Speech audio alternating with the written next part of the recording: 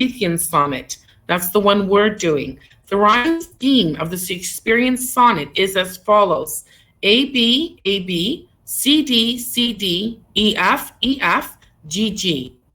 The first three sets of four rhyming lines are called the quatrains. That's why I had you translate each set of four lines.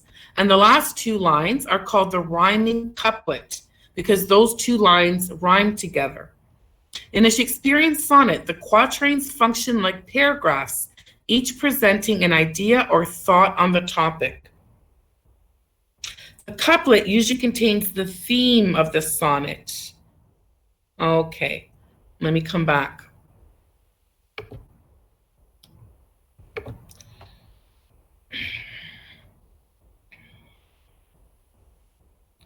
So look at the poem again.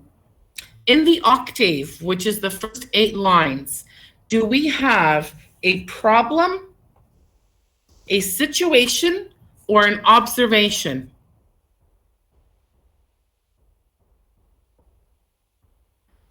We just discussed the poem. What do you think? Okay, bye, Sarah. Is it a situation, problem, or an observation? Alan, what do you think? I think it's a situation, because he's describing how his love would live on, and I think he's describing that situation to us. I'm not so sure if it's a situation. Never mind. It's an observation. Observation, very good. It's an observation that, and what is the observation that he's making? Maya Rambali? The observation that he makes is that poetry will live on forever. Yes, literature in general, okay? That literature, and in this case, poetry, will live on forever, okay? That's the observation he offers in the octave. Then in the sestet, which is the next 6 lines, what conclusion or solution does he offer to the octave? So he's in the octave, he's really talking about poetry, but what is he talking about in the sestet? He's talking about who?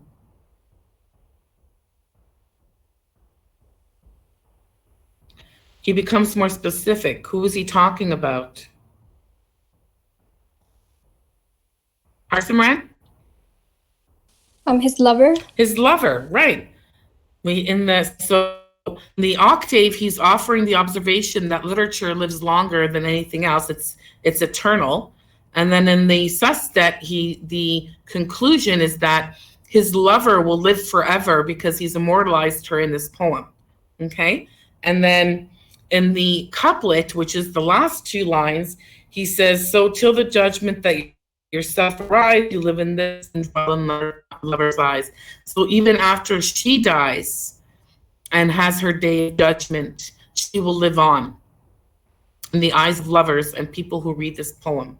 Okay? Okay, now raise your hand if you read Romeo and Juliet in grade 9. Good, many of you. So this will look familiar to you. I'm going to put something up here.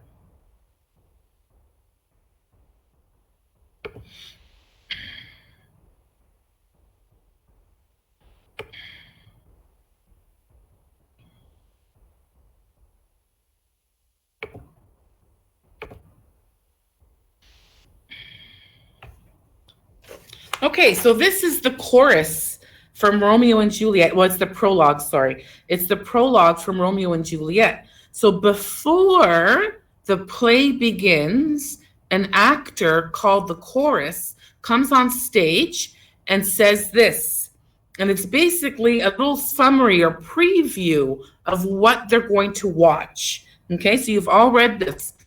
2 households, both alike in dignity, in fair row where we lay our scene. From ancient grudge break to new mutiny, where civil blood makes civil hands unclean.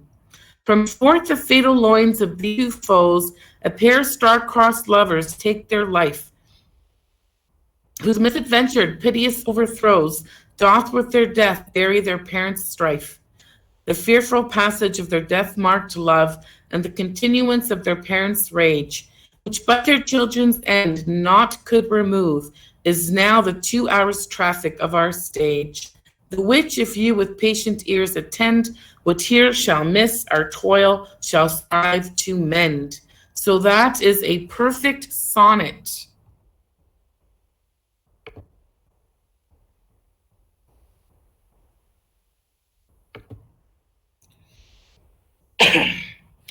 Okay, I don't know why I stopped presenting there. That was a mistake. Okay, first let's look. I'll put it up again in a minute. Let's look at the poem. Okay, I am going to clap the syllables. All right, Harsiran, you are going to count. You can do that, right? You can count how many claps. Here we go. Not marble nor the gilded monuments. How many, Harsiran? 10. 10. Let's do it again. Of princes shall outlive this powerful rhyme. How many, Harsiman? 11. Well, it should be 10, but Shakespeare is not perfect either. Okay? So 10 syllables in each line. We get that? Okay, let me put up the Romeo and Juliet again.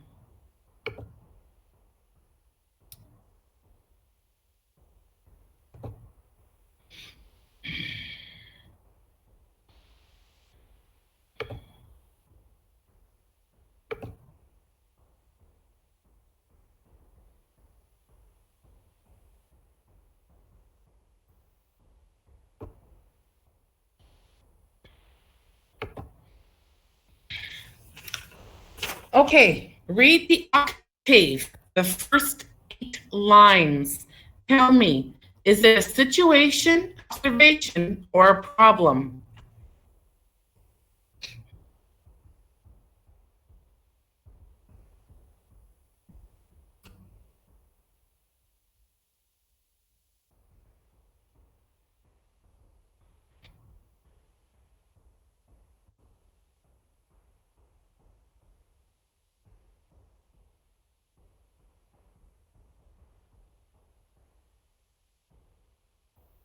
Okay, what is it? Amy, what is it? Is it a situation? Not really. What are they showing you? It's not a situation, it's a what? Maya Rambali? It's a problem. It's definitely a problem. What's the problem? The family feud between Romeo and Juliet's family.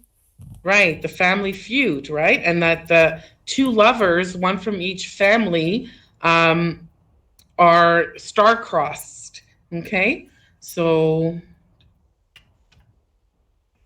what is the solution in the sestet to that problem? What happened? What was the conclusion? What was the solution?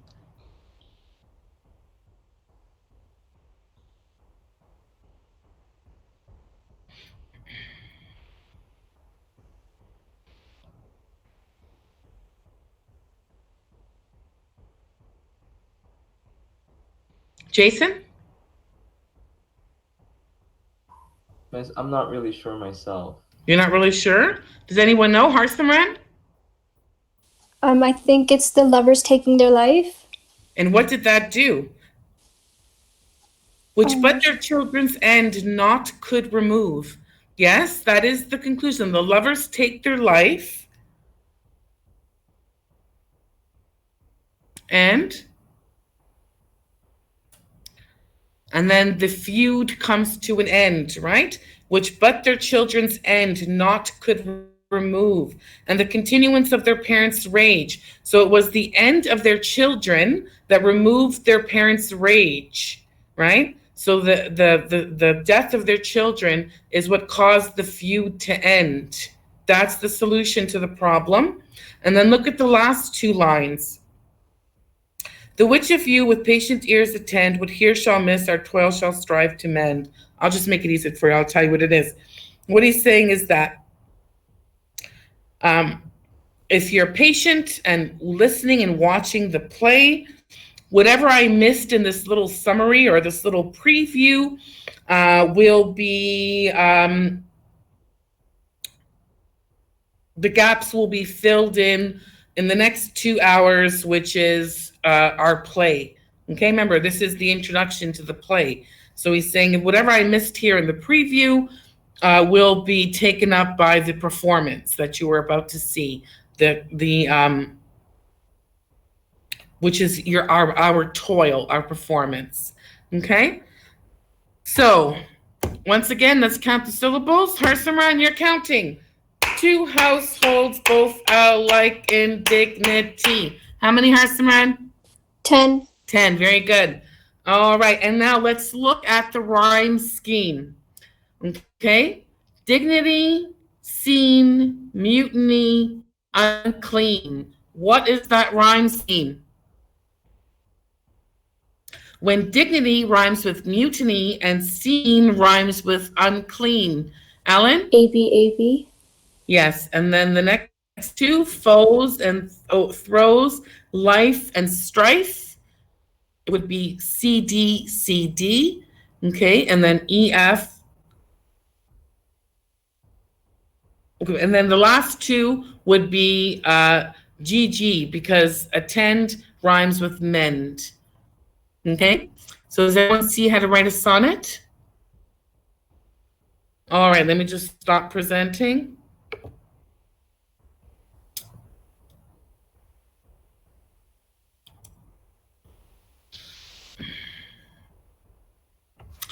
Okay, so you guys are going to write a sonnet. It can be on anything you want, but remember, in the octave, you must either present a problem, a situation, or an observation. In the sestet, you must present a solution or conclusion. And in the rhyming couplet, you must present the theme. Okay? Once again, you need 3 figurative devices. Okay? And since theme is so important in this poem, I want you to also tell me what the theme of the poem is. Okay? You can write on anything you want. Make sure that it's 10 syllables per line and that it follows the proper AB rhyme scheme.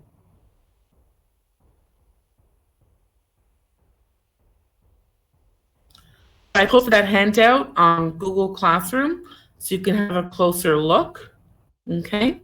So make sure you have that handout with you. And also have the exemplar, Sonnet 55, with you so you can look at it and see how the format goes. Okay?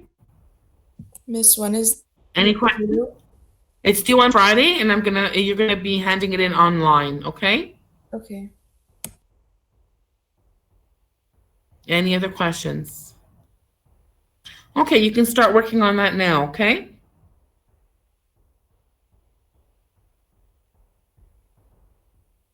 Miss, I had a question about the CP2 real quickly. Sure.